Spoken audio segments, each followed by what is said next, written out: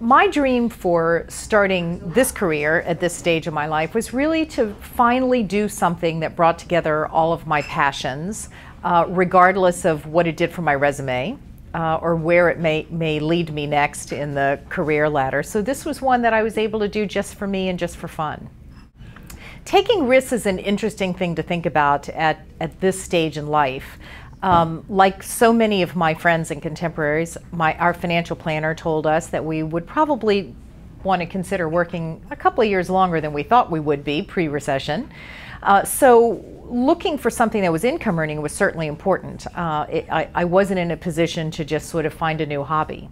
But at the same time, you know, I've worked since I was 13, like many of us have, and I wanted to do something that was fun most of the time, if not all of the time. In thinking about the risks and doing the research for this business, I had to consider both of those things. And I think that there's a lot out there, you know, despite what people are saying about the economy, I think this is a great time for entrepreneurship and a perfect thing for we boomers to do, to bring together, you know, a few decades of experience and interest and passions and turn that into something that creates revenue is really possible.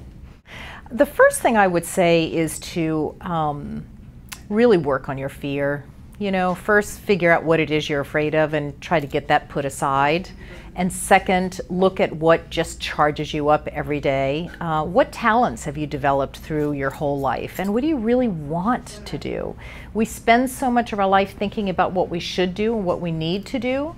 Really spend time thinking about what you want to do, and then do the research.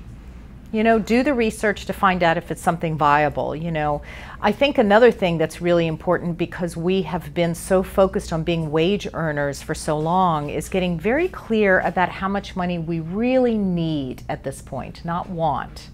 Because we are so used to, you know, moving toward the bigger salary and funding a growing lifestyle or a growing family or whatever we're funding, and getting real clear about how much money we actually need at this point. Very often it's less than we think it is in order to sustain or feed the retirement fund or whatever stage we're in, but getting clear about the money too, and then shaping a business around those three things.